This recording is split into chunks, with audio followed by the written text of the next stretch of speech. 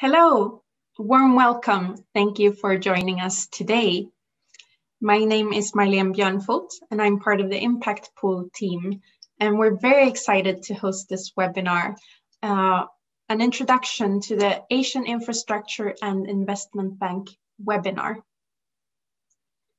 As I know some of you might not be familiar with Impact Pool from before, I would like to just give you a little bit of an introduction to us. So, Impact Pool is a global career platform connecting impact talent to impact jobs. Here's just a quick look at our website today. One of the main parts of our website is, of course, our job board. Here I show it to you, also with the filter of positions with the AIIB. You can, of course, use it to find vacancies in different occupational groups, locations. Do make sure to use also the free text search available there. I would recommend that you become an Impact Pool member. It gives you access to the job board and our articles, etc. We also arrange different types of events, such as this one. We also have an option of being an Impact Pool Fellow, which is our premium subscription service. Gives you access to all of the webinar recordings, career resources, application writing guides, examples of competency-based interview questions, and a lot more. We also, for those who are looking for a more personalized service, offer career coaching. That might be preparing for an interview, how to make your skills and experiences stand out in your application and how to tailor them to the position you're applying to. Or for example, exploring if transitioning from the public or private sector into the impact sector is the right move for you. So do check that out also. We also arrange, besides webinars, we also have virtual career fairs, and we actually have one coming up tomorrow. It's the first for the year. The specific one is for women with approximately 4 years of relevant experience, but we have several more coming during the year, so do check that out also. I'll share the link to them. Yes, so for today's webinar, this will be an opportunity for you to learn more about how it is to work at the AIIB and also hear more from HR. There will be a recording shared, and we ask you to put all your questions in the Q&A box. Do refrain from putting very personal details there as they are visible to others. And at the end of this webinar, we would really appreciate if you could fill out the survey. I'll also make sure to include it in the follow-up email that you will receive together with the recording. So let me hand over to Scott to get this webinar started. Thank you very much. And I just wanted to say thank you for everyone who's joining us online here to learn more about the AIIB. This is going to be both a presentation about the bank, about life in Beijing, how to apply, what an opportunity here looks like, and also the chance at the end of this program to have an interactive Q&A session with us. So this event actually began as an email exchange in the Ministry of Finance, or with the Ministry of Finance of Israel back at the end of 2019 to look at ways to increase our partnership and the collaboration and increase the representation within the bank. We had at that time planned for this to be a live event. We were going to travel across to Israel, whether it be Jerusalem, Tel Aviv, meet with you, but 2020 came along and did its thing, and now we're in a position where we're all very much getting used to a year of interacting with each other on Zoom calls like this. But throughout that time, that spirit of collaboration continued on, and it wouldn't have been possible without the efforts and the support from the Israeli Ministry of Finance, in particular, Zoe Heilexer, who's on the call tonight, who's been instrumental in pushing this through along, and two very special guests that we have this evening as well, who are going to say a few words. We've got Mr. Alain Bier, who is the Director General of the Society for International Development, Israel, and Jonathan Resnick, who's the Minister of Finance at the Israeli Embassy in Beijing, as well as acting as the alternate director of the Asian Infrastructure Investment Bank. So I'm very pleased to have them both on. And before I go on to the presentation formal, I'd invite them to say a few words. Thank you.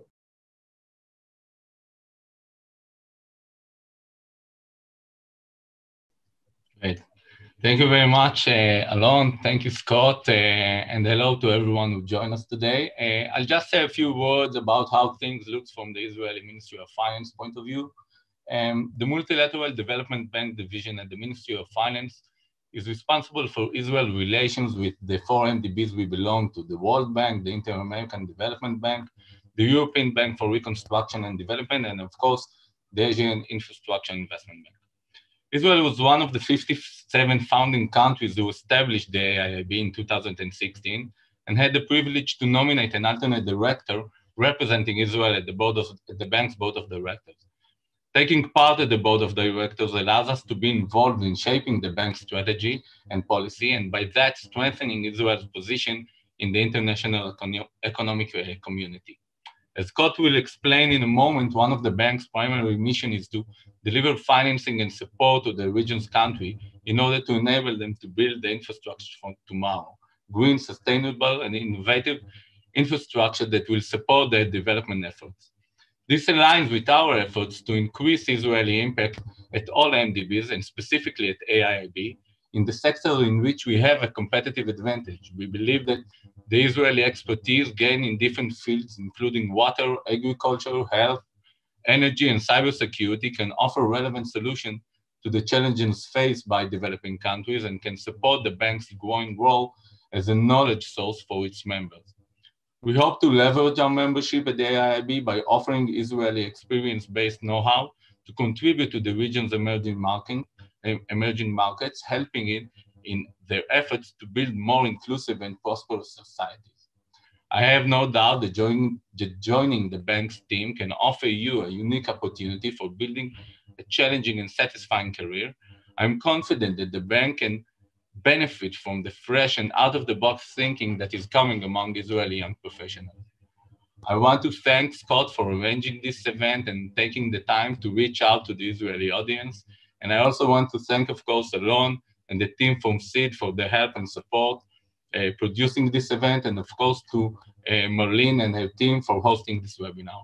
Thank you very much, and I hope you'll have a very successful webinar. Thank you. Thank you, Alon, and thank you, Jonathan. That was very eloquently put. I hope I can repeat that speech over the next few minutes. Because what I'm going to do next is going to give, as it was expressed, give you an introduction to how the AIIB operates. And I imagine a lot of the people here are signing up to find out not just that, but what life in Beijing is actually like. When I made the move in 2019, prior to this, I was working in London, and it's a big commitment. And we understand we're asking that of you to relocate yourself, your family, your professional career. So hopefully by the end of this, you've got a clear picture of what that's like and how the entrance into the AIIB works. So we're going to do a little bit of PowerPoint, but I'll try not to make it too long or too intrusive. And when we get through that, I'm going to open it up to the Q&A. Just bear with me while I share my screen.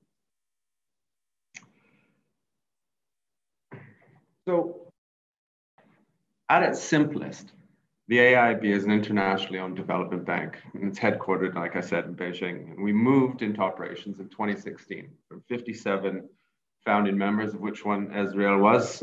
We've grown to 103. And by the end of 2020, that membership covers a staggering 79% of the global population and 65% of its GDP. So by investing in sustainable infrastructure, the AIIB unlocks new capital, new technologies, new ways to address climate change, connect to Asia and the world. And I see here on the slide some of the things that we look to do, the considerations. Now, thankfully, a year on, we've started to establish priorities in a post-COVID world. It seems like there's starting to be some light at the end of the tunnel. Vaccinations are being rolled out globally. We're starting to witness economies turning a corner, getting back on their feet, but their full recovery is going to require international cooperation and alignment. This is where multilateral cooperation globally is is at its most required, and it's where the AIIB is particularly well suited to assist. Our priorities in a post-COVID world are green infrastructure. It is expanding into social infrastructure. We've seen this through the bank's concerted efforts and investments into COVID recovery. We're looking at private capital mobilization, connectivity and regional cooperation. So infrastructure isn't just the bricks and mortar that people think of as, but it can be the technology, it can be online learning for classrooms, all the things that have come up as part of this challenge to COVID. And we're just starting to realize the support is required for. And it's that technology, rather, I should say, enabled infrastructure. So when talking about the bank, when I'm in events like this, well, in the old days when we could travel and have me meeting you face to face, but when we speak to people, I think one of the misconceptions we encounter, and thankfully it's less frequent now, but it is that the AIIB is a Chinese development bank. We're not. As I mentioned at the start, we're an international organization. We're located in China. We're headquartered in Beijing. But all the powers of the bank are vested in our board of governors, and that's the highest decision-making body. And they're directed by articles of agreement. And I won't go too much more into the governance side of it. I don't want the numbers to start dropping off and people falling asleep, but I will say that just in reflection and acknowledgement of that international capacity and the trust that we have, is that in 2018, AIIB was granted permanent observer status in the deliberations of both the United Nations, the General Assembly, and the Economic Social Council. And these are the two development-focused principal organs of that global body. So where does it all go? We've invested 23.5 billion into 115 projects. And if we look at that, if you look at that tail down, you can see that the top 20 locations by volume are actually all into the Asia region. And so examples of what these investments might look like. I mentioned sovereign lending into COVID-19 emergency response and crisis facilities. Sri Lanka comes to mind, but we've done it across a number. If we look to Indonesia recently, we've done East Java and Bali power distribution strengthening project. Cambodia, we worked on the natural restoration of rural productive capacity project. That's a lot of words. And so what that means is we look at things like upgrading and climate proofing rural roads, strengthening water sanitation, hygiene restoration, climate proofing communities. Just one of the things that the bank does in its efforts to address head-on climate change. And I said I used to live in London, and I used to work in the private sector in banking. And the one thing I would say, the difference, what I find working in the multilateral versus when I was in the private sector for a well-known Scottish bank is that when I was working in the private sector, I mean, every day you'd open up the newspaper and you'd read something about LIBOR rate fixing or PPI or something like that. Where the difference here is it's in a multilateral, we're project focused. We're a project bank through and through. And that means there's a tangible output. There's visible things that you can see that we're doing to improve. And as a result, you can be proud of your work. My parents can tell their friends where I work now again, which wasn't always the case around 2008, 2009. So it's one of those things. And I think that's the type of people that are attracted to the AIIB. And that's the type of people who we select, the people with the behaviors who want to do that make an impact through their career. And if it's not, if you're just financially motivated, then we're probably not the place for you. But if you are someone who wants to be a good custodian, and not to sound too old, but to be a custodian for the world, without getting too ahead of myself, it is an opportunity to do that. So I'll switch over to what it's actually like to work at the AIIB and what that life in London is like. Now that we've had a glimpse of the bank, I mean, if you look at us right now, we've currently got around 335 people in the bank, and we're aiming this year to finish it with at least 410. Jonathan's one of the ones who's going to hold me accountable for that if I fail to reach those targets. So I appreciate his support in an event like this tonight. But that number is going to grow. By 2030, we've set out our 10-year corporate strategy, and we want to have 800 to 900 people in the bank by 2030. So what does that mean for you, and what does that mean for your career? Well, it's an opportunity for advancement. And so that's an opportunity you're not going to find in any other development bank, if I'm completely honest. When you're one voice in a room of 330 people, you carry a lot more power and a lot more influence than if you're in an organization of 5,000 or 15,000. And that's the other thing that draws people here. I came here because I was interested, I was attracted to that. And I was surprised, to be honest, how raw things were when I first arrived. There's still the opportunity to shape the organization and to shape the institution and leave your mark on it. It can be challenging. I liken it to driving a car while trying to build one at the same time at certain points, because you're putting processes in place, but you're also operationally delivering on those as well. But when I look back at it in my career, and then how I wound up from Canada originally, grew up in a northern Alberta town of 200 people, and how I wound up there via London to living in Beijing, is that I didn't join banking earlier. I was always under the misguided impression that since I wasn't a banker, there wouldn't be a job for me. But it's quite the contrary. What we term operational staff, and these are the people who are directly involved in delivering our investments. So they currently make up 50% of the bank. That other 50%, the non-operational, the people that support the investments getting delivered, that support the deal signing, that's the other half. And this can be HR like myself. You could work in IT, finance, treasury, risk. We've got all of those areas. Places you may not even think, if you're an engineer, you're a climate specialist working in our environment or social teams. All of that. General counsel is an opportunity. We've just launched a legal associate program, which I'll speak more about later in the program. But what I want to emphasize here is don't be of the mindset that I'm not numerical, I'm not a banker. There is, I think, unseen opportunities. My advice to you would be to keep a continuous eye on our career site, because there's going to be things that come up that may not even struck you as being delivered by a bank that works in our sector that might suit your skill set. So I mentioned career growth and development opportunity, and that's definitely one of the things that we offer. But I think we also look at, if you were paying attention to a few slides before, there's 54 nationalities currently make up the bank. It's an incredibly diverse workforce.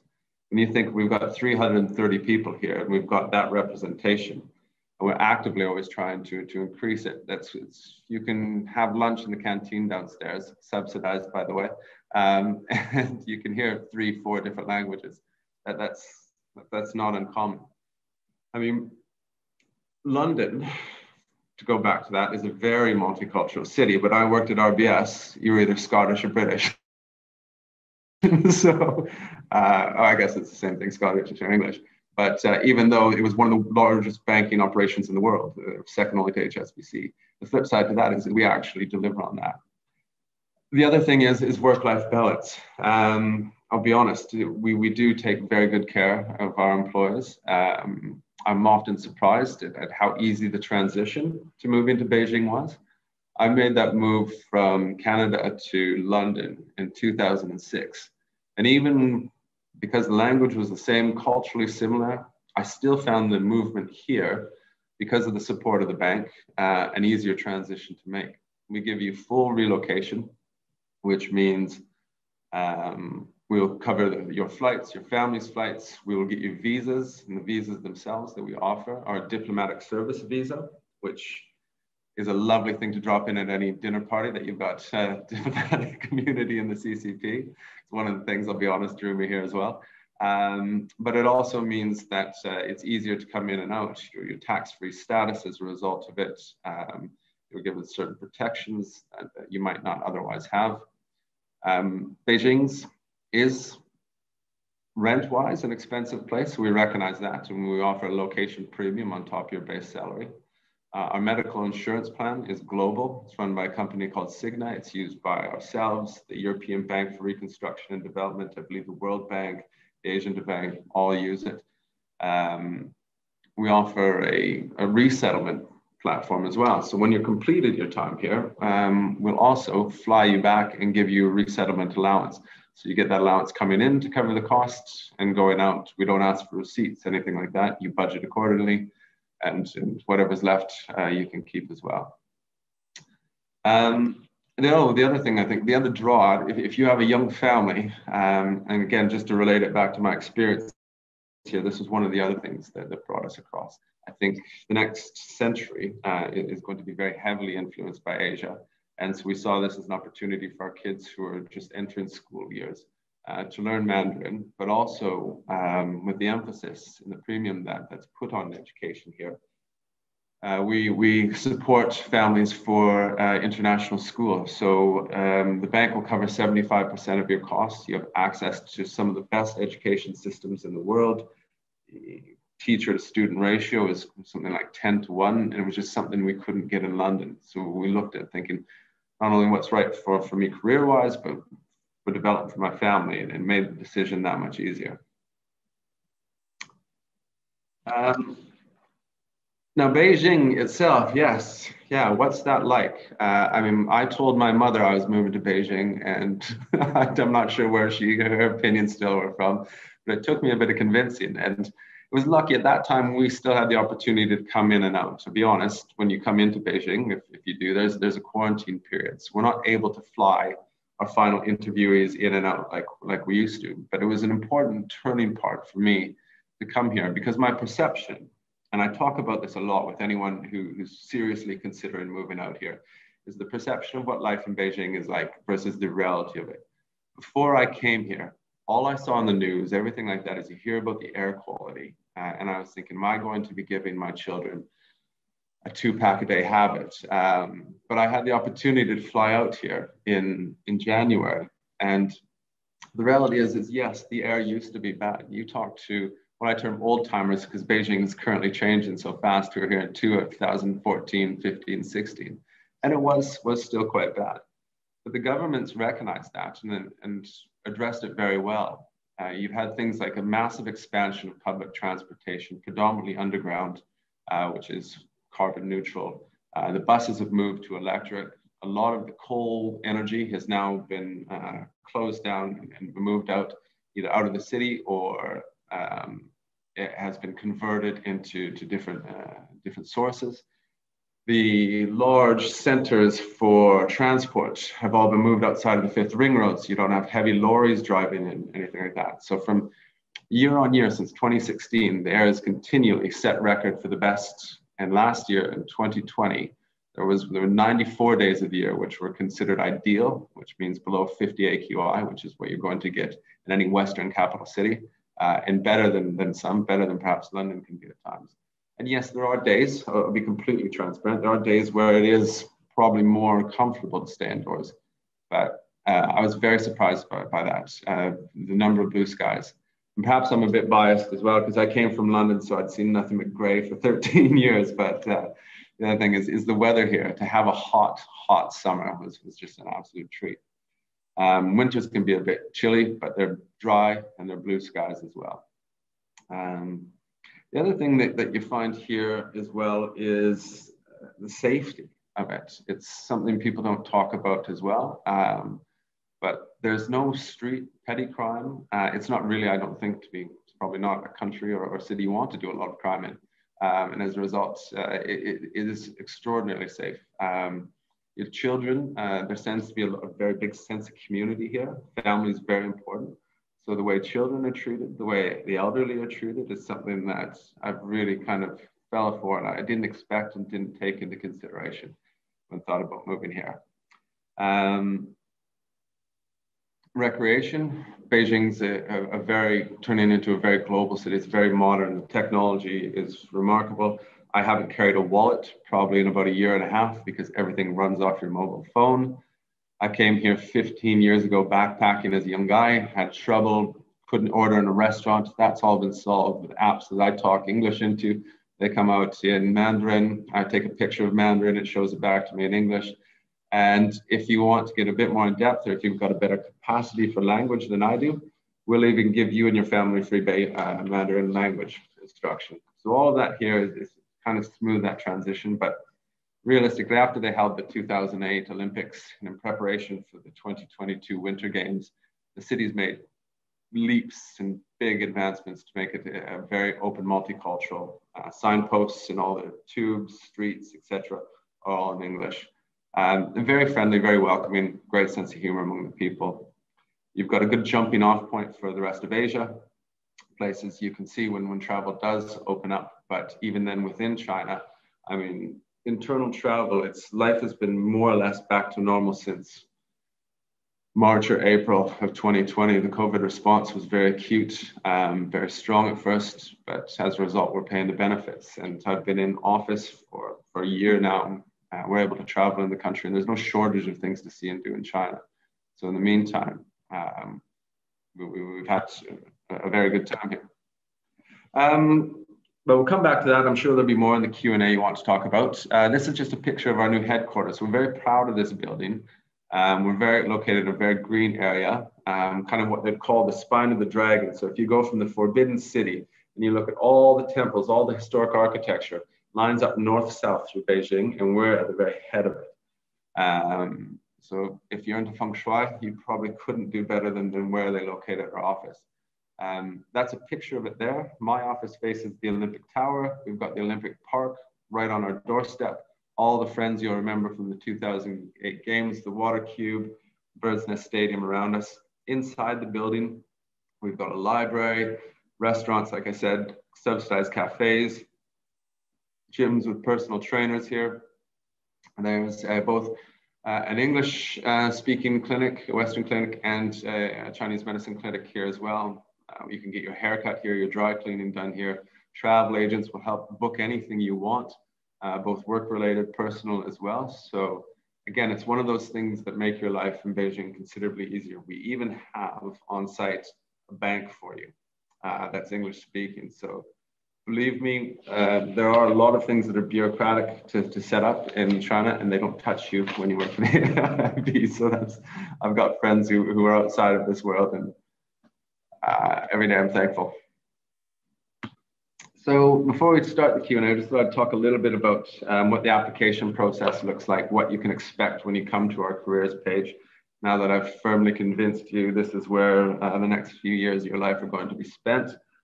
There's two things you'll experience, and it depends where you apply on. We've just introduced part of the bank's forward thought towards technology is if you're applying to an entry-level, early career, I should say, investment operations, a banking position, you're actually going to go through an artificial intelligence screening now. So be prepared for that. How that works is we have a neuro-linguistic programming AI bot that will interact with you, that speaks to you, and you answer questions through the chat, and it narrows it down. Based on that feedback, based on the scoring we set up, you'll be ranked within that side of it. It's increased the accuracy of our selection, it's reduced the bias, and it's improved both the experience to the candidate, and it's improved internally. And that's something as we develop and as the algorithm grows and expands, we're probably going to be expanding to other areas of the bank. But until then, if you're in one of the other areas, senior banking or HR, facilities and advisory, etc., it's going to be what you're probably more used to, and that's you upload a CV, fill out some fields, they don't get automatically parsed, etc. for you. Those will go through. What I would say here to be aware of then is how you format your CV. In any institution like this, any multilateral, you're going to have to inevitably do drafting. That's going to be part of living inside a multilateral where there's 103 stakeholders and consensus driven. So your CV and your covering letter, which I advise you to write, is an opportunity for you to showcase that you can write a clear, concise, accurate document. The covering letter does get read by the hiring managers. So what happens behind this is, let's say we get 100 applications for a role. My team will manually screen those if it's not done by the AI bot. And we will send probably 10 to 15 of the best ones of those across to the hiring managers who will read those very closely. And they will select usually 3 to 5 of you to be interviewed. So your covering letter is an opportunity to do your sales pitch. your CV, I would structure it, have your education at the top. Most positions here require a master's degree as a minimum. Not many require a PhD if you're going to be an economist, anything like that. That's kind of the level of entry. And then what we want to see is how you were a good steward for the last role you had. If you're a finance, if you work in controllers in finance, we're going to have a relatively good understanding of what your responsibilities were. We'll trust that. But what we want to see is, were you a good custodian for the role you were in? What did you do to improve it? How did you push it forward? Because if I can identify people like that, then that's half the battle done. What we want is people who are always looking to leave their last position in a better place than they inherited it. So please showcase that. The other thing I would suggest is you don't need to make it 10, 11 pages, because that's going to lose interest. And we have a saying internally in the team is, if it takes you more than 4 pages to describe what you do, you probably don't understand it very well. So if you can take something conceptually technical and make it understandable to a layperson, then that shows you've got the right kind of connection here. The interview process, you're going to be done by video. In the future, it will be something that we can fly you out for the final stages. Hopefully that's within a year or so. But right now, the first will probably be either telephone or video screening. That may be a video screening through a program called Sonru, where we send a link out to you. You've got 10 questions that you can answer, and that's returned to us. Or it might be interactive, something like this, through Zoom or some other platform. The second stage would be more of a panel where you're going to meet some of the senior people, and we might do 1 to 2 stages of these, but we tend to operate lean, clean, and go through this very quickly. What you need to be aware of is, when you're doing your interview, talk about what the situation was to any question, the objective was, what your actions were, and what the result. If you can structure your responses in that, and you can link them to clear examples from your career, I guarantee you, you're going to perform an interview better than 75% of the other people. So remember that, just always describe the situation, the objective, the action, the result. That's how we train our interviewers here to listen for the responses. If you're singing on those notes, better luck to you. Now, in terms of things that might come up, yes, we do have a young professionals program, but because of COVID-19, that's currently on hold, and we're reviewing it and looking at ways we can make that stronger and better aligned to the bank's new corporate strategy. We have just launched a legal associates program. And so there's more information on our website about that, but it basically it's a 2-year contract where we're going to look to develop in-house talent for our general counsel. There's going to be extensive training offered to that. And at the end of it, the opportunity, not the guarantee, but the opportunity to potentially become permanent staff. But with that, what I'd like to do is probably close here, because I realize I've gone on slides for about 10, 15 minutes. I want to be as interactive as we possibly can for this. So I'm going to close down those slides. As Marlene said, there's going to be a recording of this available later for us, so you'll get the opportunity to see them again. But I'd like now just to field some of your questions.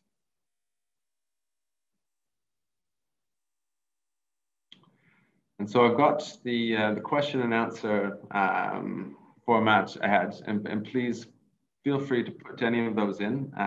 It's more difficult for me to see hands raised or anything like that. So any of the chats that go into here, I'll take the time to respond. So we've got the first one by Ru Chen Chung is the process of selection and interview. And I think I've covered that relatively clearly. So we'll come back to that. And Antoine wants to know, are there any opportunities for continental law jurists at the AIIB? And thanks for the event and the explanations, which is very kind. We are unique in the sense that as a multilateral institution, our code of conduct and our articles of agreement are based upon international law, but they're not 100% linked, if my understanding of this is correct. And so it's those articles of agreement and that code of conduct which instructs us in here. So yes, while continental law jurists, they're going to have overlapping experience and relevant experience, it's maybe not perhaps something that you're going to get to use reflected in your day-to-day work. What we look for is either lawyers who are going to be able to help with deal structuring on the investment side, or what we might call more institutional lawyers who are going to look on inward looking and focus with that side of it. So I do hope that gives you some indication of how your skills can transfer across.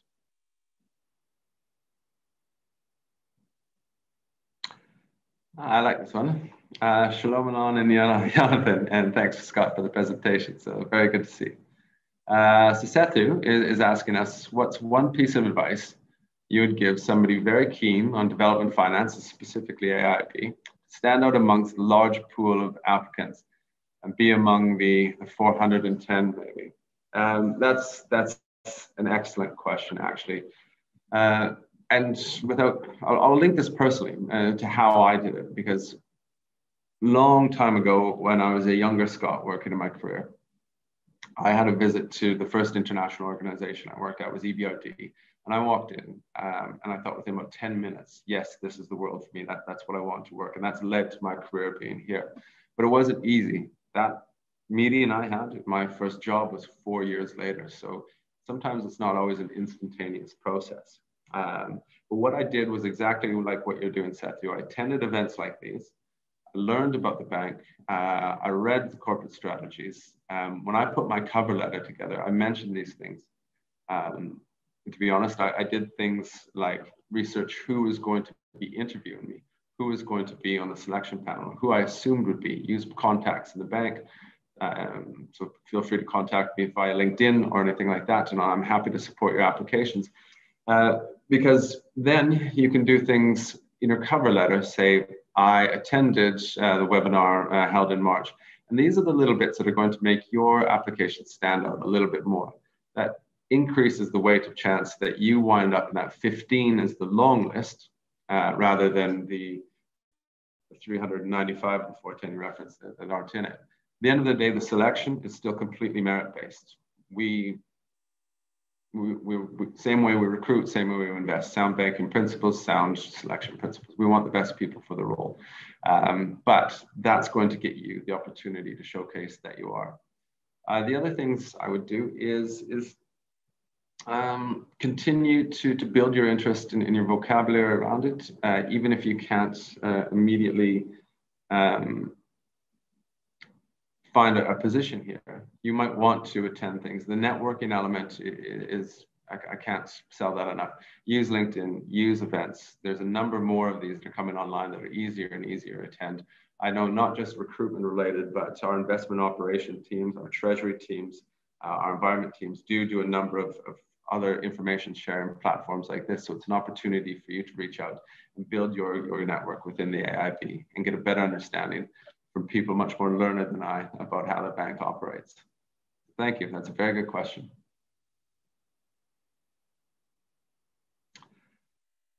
Pachero Masuku asks one that we discuss routinely, and that is, what opportunities are there for spouse employment? And at the moment, this is a concern, because currently we're reviewing whether or not what level we will accommodate spouse employment. But at the moment, we don't have a vehicle to do that within the bank. So what you're looking at is either consultancy contracts or employment through another channel. We do have people whose spouses are employed through other international organizations or embassies. We work quite closely with the international community within Beijing, but it is a challenge, and it's something that you do have to discuss closely with your family. What we will do is as much as we can to support. So we work, we're beginning to work with placement agencies, with recruitment consultancies, etc., to help not both with just CV formatting, but also connections within. These are organizations that are going to be able to put you in contact with people we may not physically know, or relationships we might have in immediate Beijing private sector outside of investment operations. We also have a spouse employment group, which is a network where you can exchange ideas, look to easier transition your life into Beijing. Like I said during my presentation, it is quite a soft landing. And one of the reasons is the expat network here is very linked up and very close. And I think perhaps the language has to do with that, the fact that we're more visible amongst one another than when I lived in London. But as a result, my children have been to more birthday parties here in a year. My social life's more active than it ever was in London. I find it a lot more friendly, a lot more accommodating city. And people who have gone through this or had the experience of being an expat in a country where language is different, etc., I find are extraordinarily willing to help you out here. And that's not just for life things, but also for employment as well. So there's also the networks that come outside of the bank, just through your children's engagement in schools, etc., that can also help for spouse employment.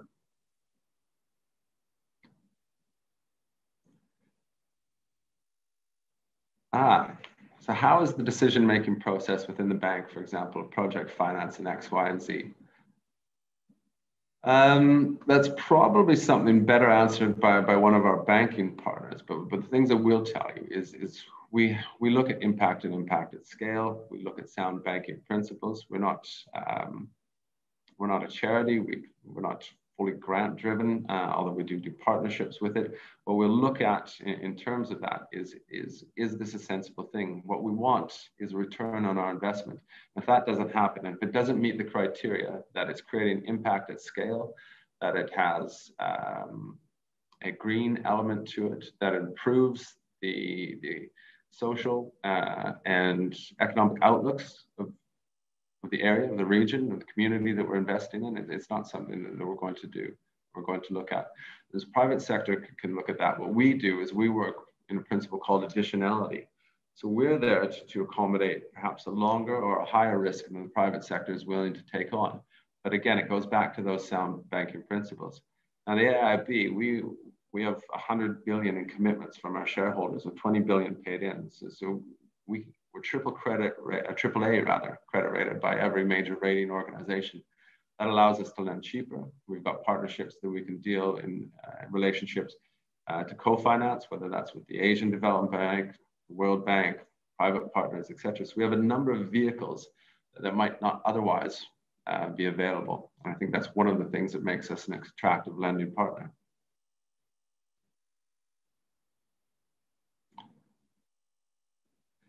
Now, Brendan's asking us, what is your advice for people with significant commercial experience that want to transition to an MDV to help make a difference in the world? It depends on what area you're in. If you've got significant commercial experience, that's not a barrier to entry. In fact, it can be positive. Right now, our lending, if we look at the balance between what we call sovereign versus private sector, or public lending and sovereign, we're probably 70%, 30%, but our target and our goal is to balance that to 50-50. And so if you've got that experience, whether it be in debt or equity, lending in those private sector connections, that's something that there's going to be opportunities for you. As I talked about my career before, I was private sector before coming in here as well. I think what you have to do is understand that the reality is different. The experience you'll have here is not the same as a private sector. We've got shareholders, it's public money we're dealing with. So we're not profit driven, although again, I'll link it back to sound banking principles. We always look for our investments to be profitable. It's not commercial shareholders that we're accountable to, but it's our board, it's the countries, the public money that bought into it, and it's our delivery on the mandate. And that means there's more consensus. Life can be a little bit slower, can be a little bit more bureaucratic, if I'm completely honest, but at the same time, the people you're going to meet, the levels of stuff you engage with, the complexity, when I talk about the additionality of those projects, the things we pick up that the private sector can't handle, that's what makes it interesting. That's where the real reward comes through. Those are the things that are going to make the difference in the two appealing to you. And if it's not, like I said at the beginning, then perhaps look the other direction now.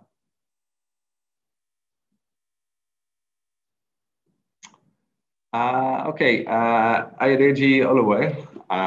Apologies, I'm sure I've done a very poor pronunciation of that, AIIB, but it is based in Nigeria, and he'd like to work with the AIIB. how does experienced staff apply? All of our applications must come through our career portal.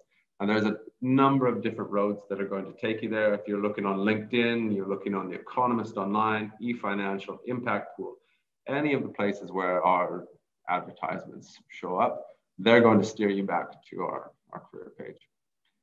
You're going to make your application through there, and that puts you into two things. One is a talent pool, which we can go back and use a resource, and one is into the pool for the direct application. It's important for me to stop and probably say at this point as well, another thing that sets us apart from some other development banks or multilateral institutions is we accept applications from anywhere in the world. You don't have to be a member of the AIIB, or you don't have to be a national of one of our members to work here. And I think that's, again, one of the things that it's that multicultural, multilateral element that I've been talking about is one of the really attractive things about being here.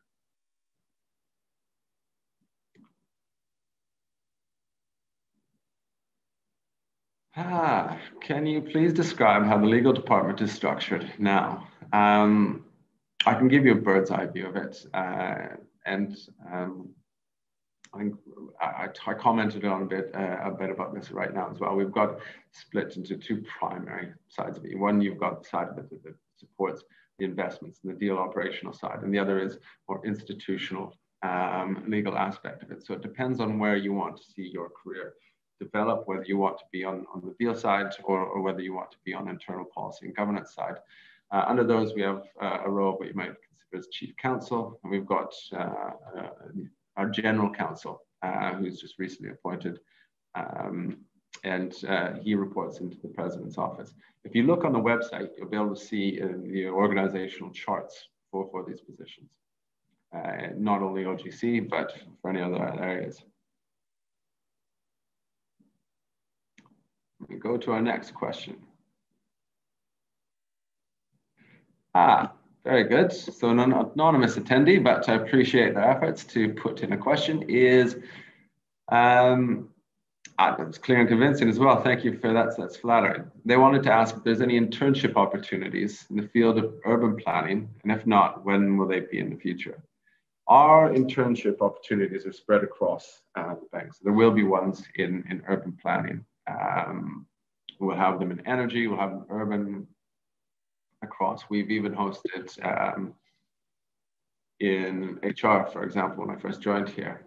Now, we've just closed the application windows for our internships this year, I'm afraid to tell you, Anonymous. But if you do keep an eye on our careers page, the window will open. Again, we're probably looking at about 10 months time, really, is when you should be looking. But that's no reason to continue to look. If you've completed your career, you might want to look to other opportunities as well. Early career analyst level positions, typically you might need 1-2 years experience, but I've seen people with internships have that as well. So good question.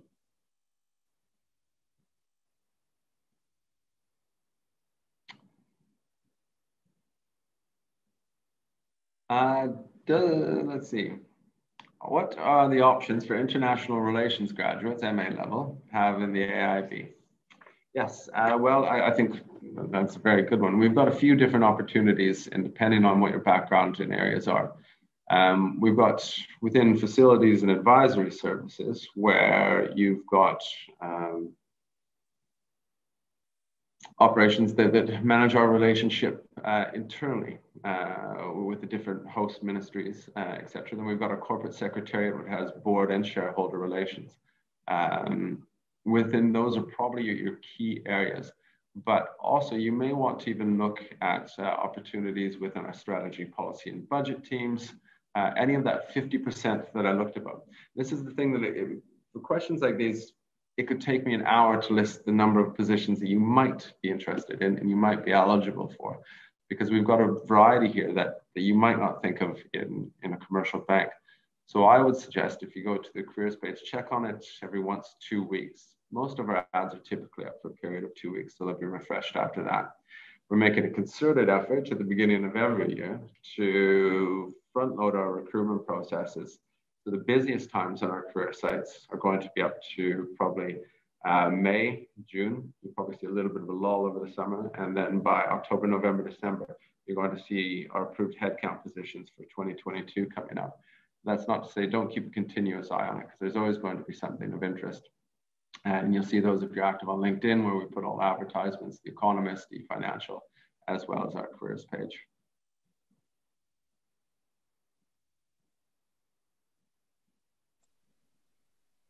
Let me jump in here. Scott, just letting you know that we are approaching the 1 hour mark.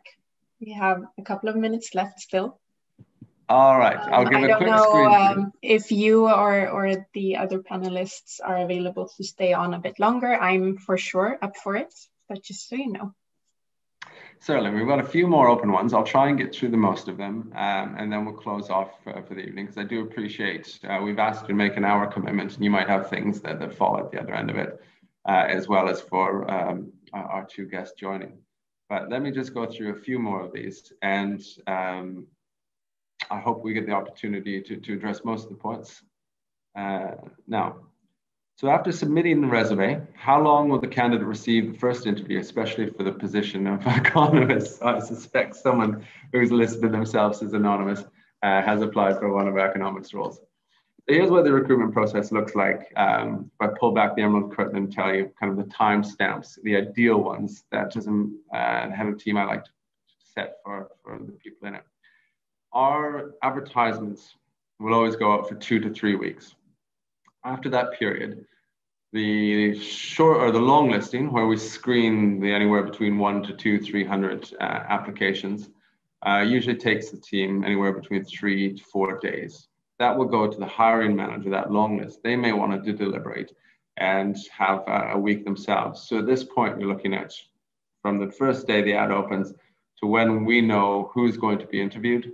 We're probably on average a month. I'd love to do it shorter. We're looking at ways, that was the introduction of AI, etc. But realistically, you're looking at a month. Now, the interview process from there to booking will depend upon two things: the availability of the hiring manager and you. That interview process, to get 2 interviews conducted, we're probably looking 2 weeks, 3 weeks maybe. And then we've got the offer stage and the negotiation for whoever is best placed for the role.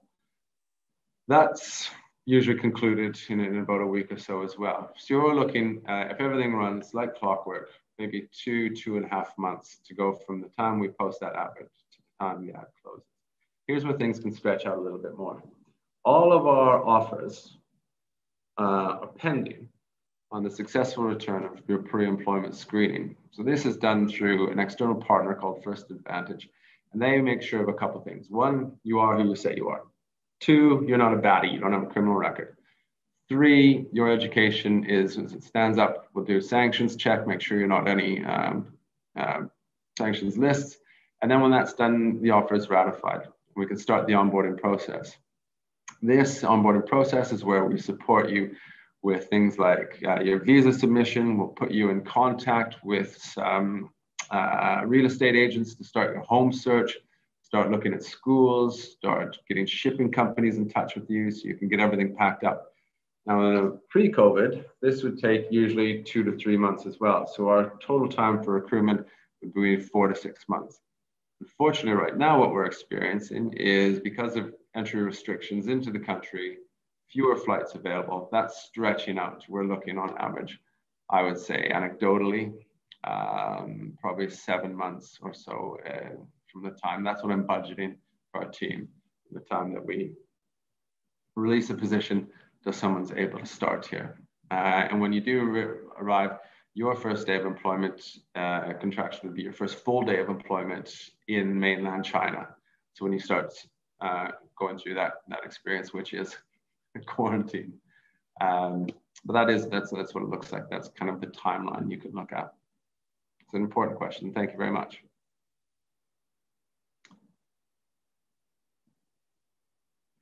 Rita Ramos is asking, is there a place for sustainable development consultants or environmental specialists? Absolutely. Given our commitment to green investment, there is.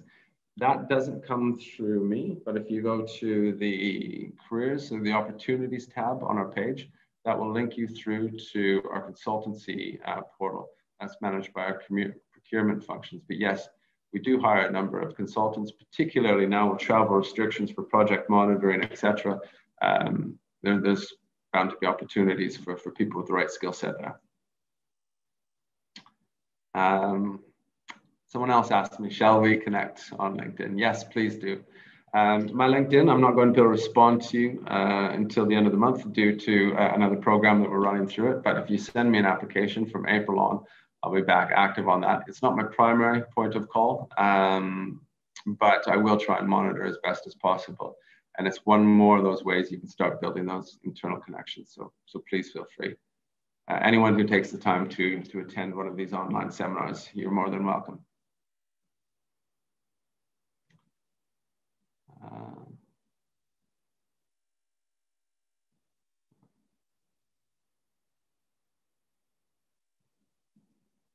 Do you require a minimum master's degree to get into the job? As I said, that's typically is going to be your barrier of entry, although it's not the minimum requirement. If you're applying for an analyst or an associate level position, we will consider bachelor's. And there are instances where we will consider relevant experience or supplementary qualifications as well. You may have a CFA, you may be a chartered accountant, something to that effect. So it is guidance. Most of the people you'll be competing with, though, are going to have that level of education. But again, education isn't the final selection criteria. What is your ability, your potential is what I want us to be hiring on.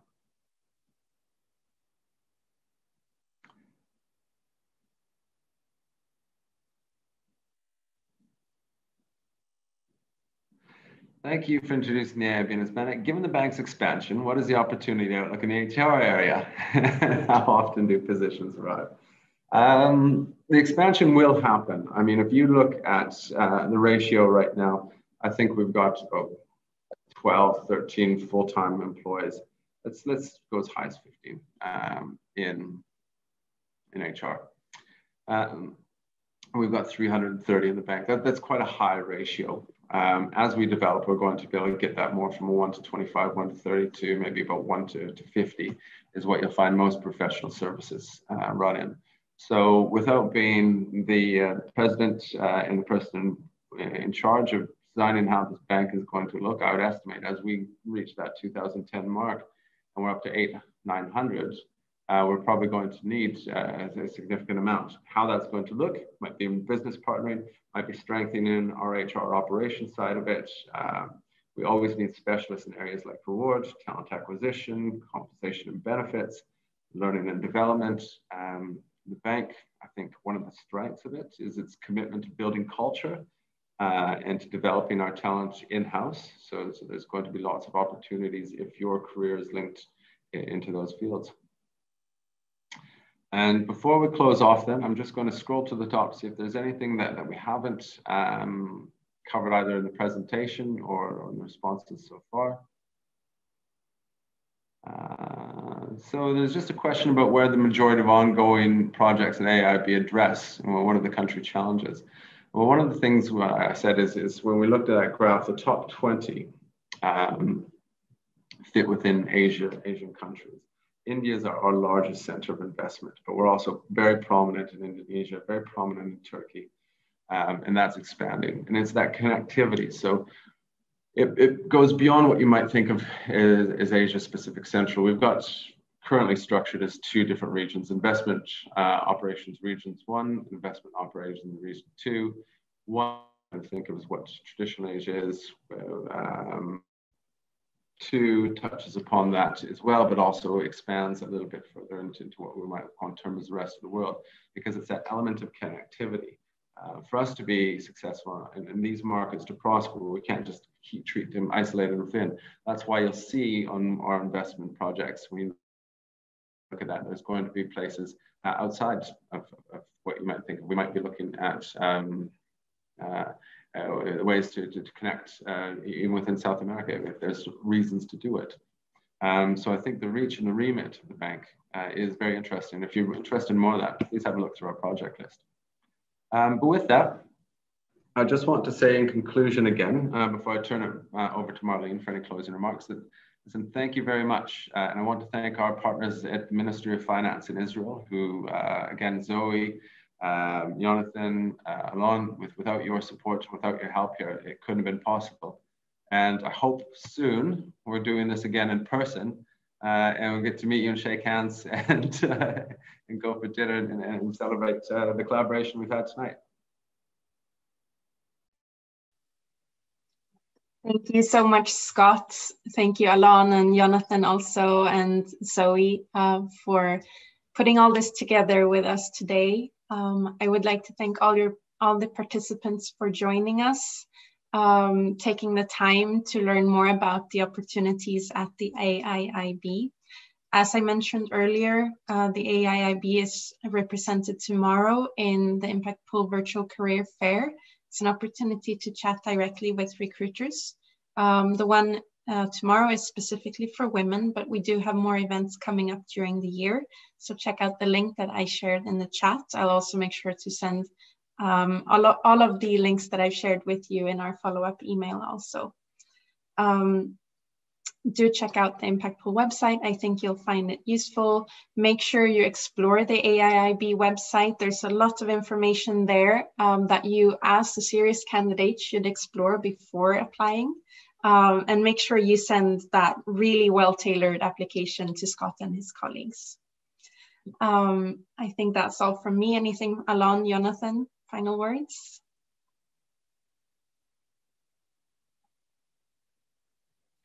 You're fine. Thanks for the wave. I have you on a separate screen, so I'm a bit slow. And also, I shared the link with you. We did have a webinar with the AIIB Treasury staff at the end of last year. And do check that out also. And thank you again, everyone, for taking the time to be with us today. Hope to meet you in some other format soon also. Take care. Bye. Thank you very much. Thank you. Have a good night. Bye-bye. Afternoon.